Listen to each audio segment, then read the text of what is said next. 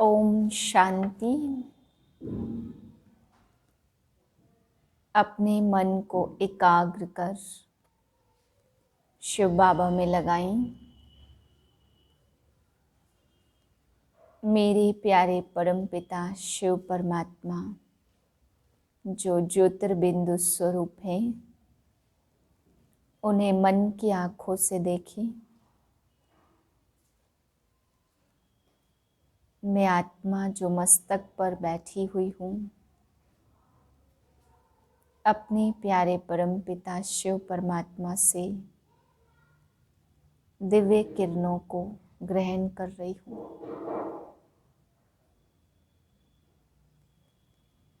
मेरे शिव पिता मेरे सामने हैं। उनके ज्ञान की किरणों की बरसात मुझ पर पड़ रही है। मेरा मन शीतल निर्मल स्वच्छ बन रहा है। शुद्ध स्थिति में बाप के महावाक्य सुनती हूँ। 18/11/2020 के महावाक्य हैं।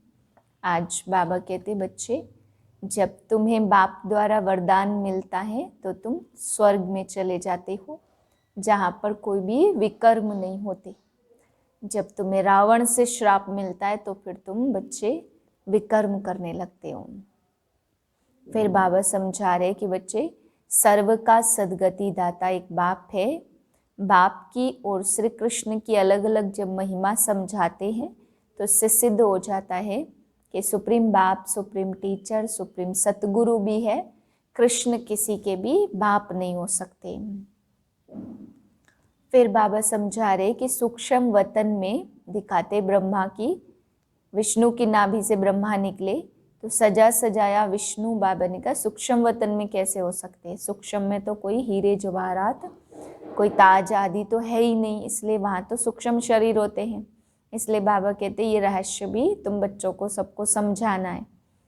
फिर बाबा कह रहे भक्ति मार्ग में कैसे कैसे चित्र बनाते हैं हनुमान जी के या देवियों के, तो जैसी भावना बैठी है वैसे ही सूक्ष्म रूप में उन्हें साक्षात्कार हो जाते हैं। बाकी बाबा कहते हैं अगर आप उनको समझाएंगे तो वो बिगड़ पड़ते हैं। अगर उन्हें समझाएंगे कि ऐसी कोई चीज़ नहीं होती है, इनके भाव हैं, आप शिव बाबा परमात्मा को याद करो, तो वे बिगड़ पड़ते क्योंकि बहुत भावना बैठी हुई है। इसलिए बाबा कहते हैं भक्ति के ऐसे दलदल में फंसे हुए सभी, तो दुबन से निकालने के लिए युक्ति रचनी है, क्योंकि दुबन या दलदल में निकालते निकालते खुद भी निकालने वाला फंस सकता है। इसलिए बाबा कहते बहुत ही ध्यान से निकालना है। मीठे बच्चे, अभी तुम सत्य बाप द्वारा सत्य देवता बन रहे हो, इसलिए सतयुग में सत्संग करने की जरूरत नहीं है। प्रश्न है, सतयुग में देवताओं से कोई विकर्म नहीं हो सकता, क्यों? उत्तर है क्योंकि सत्य बाप द्वारा उन्हें वरदान मिला हुआ है। विकर्म तब होता जब रावण से श्राप मिलने लगता। द्वापर कलयुग में सबकी दुर्गति हो जाती है। सतयुग में, त्रेता में है ही सदगति, वहाँ दुर्गति का नाम ही नहीं है। यह सब समझने की बातें हैं।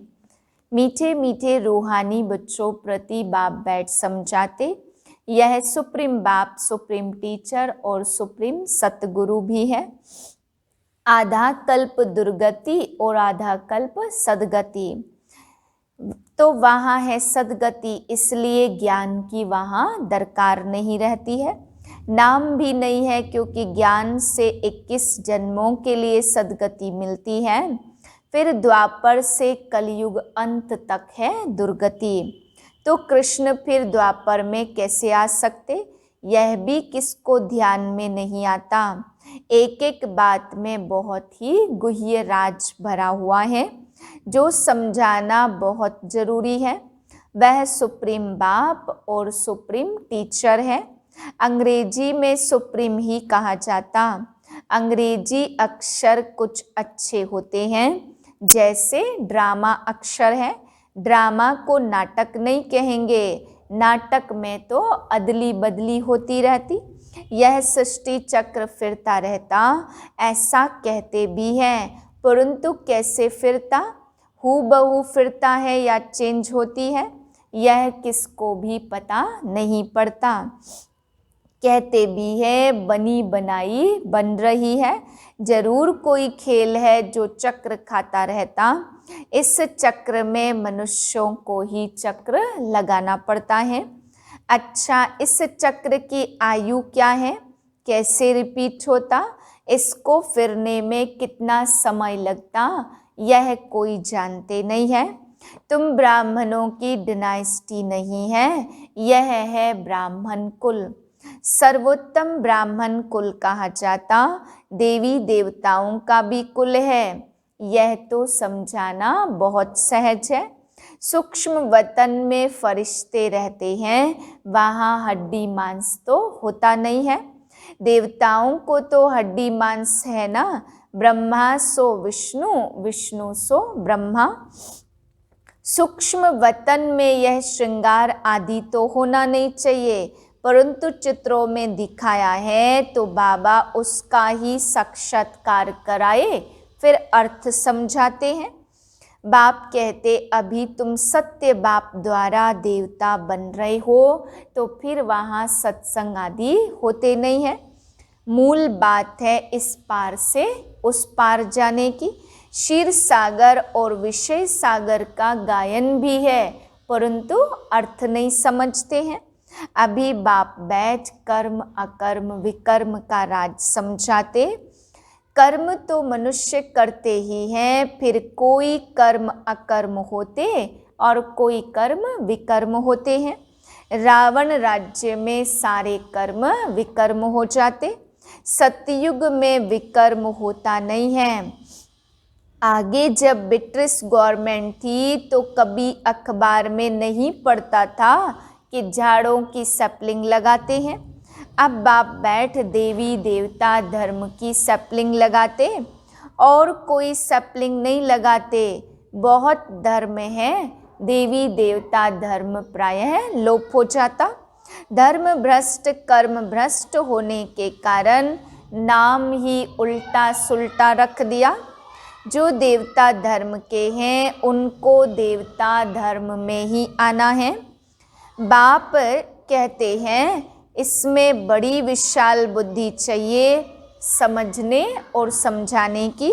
धारणा करनी है, किताब पढ़कर नहीं सुनानी है।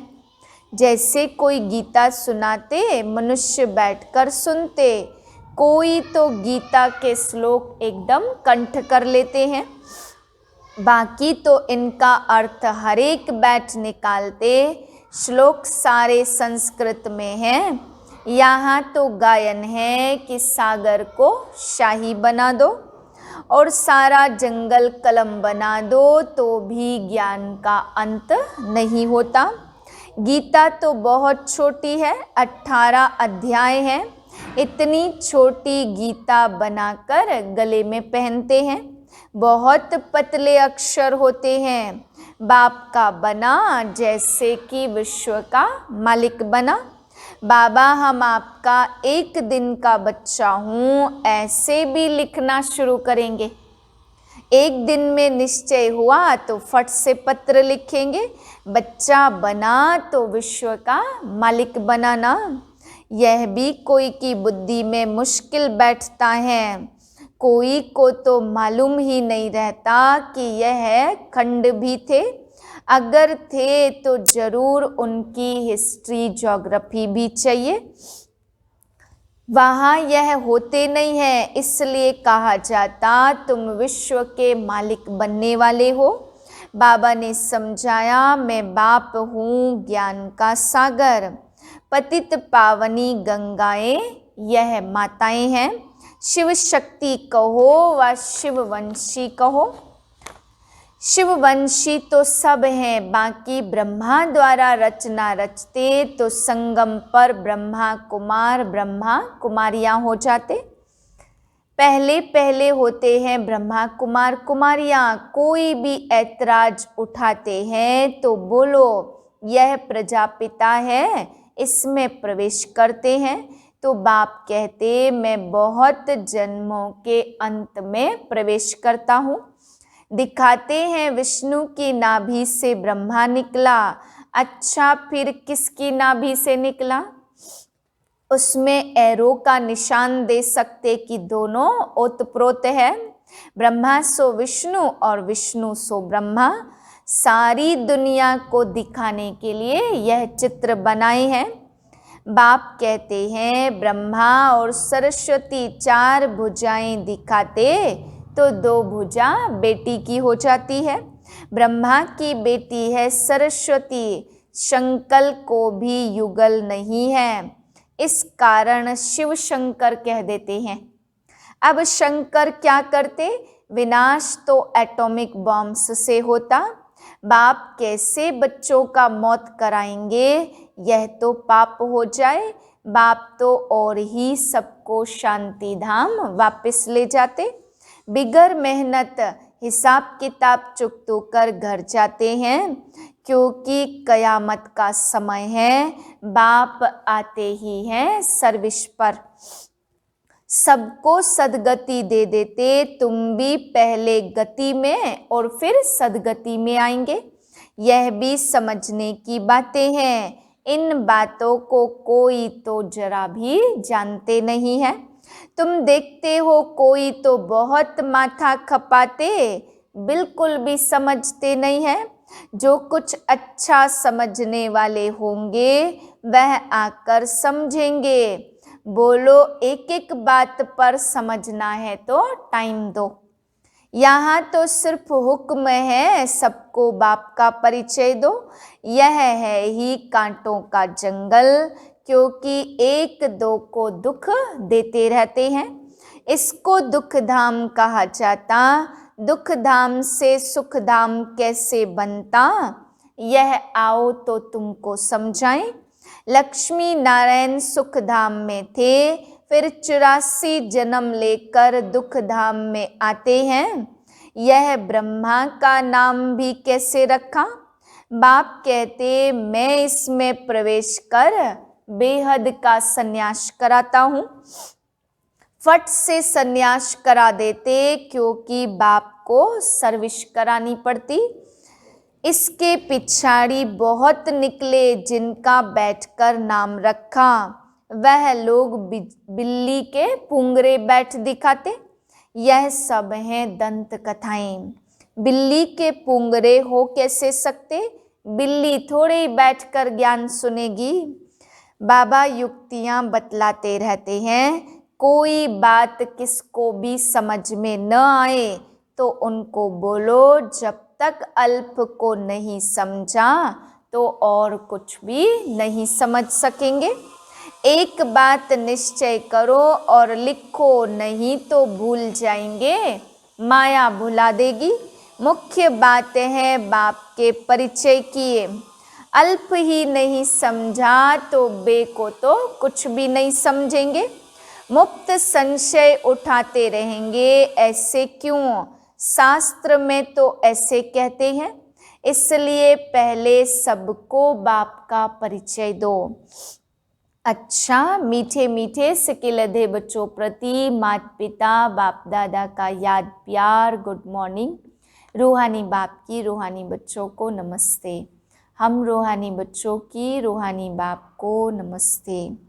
धारणा के लिए है पहली पॉइंट, कर्म अकर्म और विकर्म की गुह्य गति को बुद्धि में रख। अब कोई विकर्म नहीं करने हैं। ज्ञान और योग की धारणा करके दूसरों को सुनाना है। दूसरी पॉइंट है सत्य बाप की सत्य नॉलेज देकर मनुष्यों को देवता बनाने की सेवा करनी है। विकारों के दलदल से सबको निकालना है। वरदान है अपनी पावरफुल स्थिति द्वारा मनसा सेवा का सर्टिफिकेट प्राप्त करने वाले स्व अभ्यासी भव। विश्व को लाइट और माइट का वरदान देने के लिए अमृत वेले याद के स्व अभ्यास द्वारा पावरफुल वायुमंडल बनाओ, तब मनसा सेवा का सर्टिफिकेट प्राप्त होगा। लास्ट समय में मनसा द्वारा ही नज़र से निहाल करने की और अपनी वृत्ति द्वारा उनकी वृत्तियों को बदलने की सेवा करनी है। अपनी श्रेष्ठ स्मृति से सबको समर्थ बनाना है।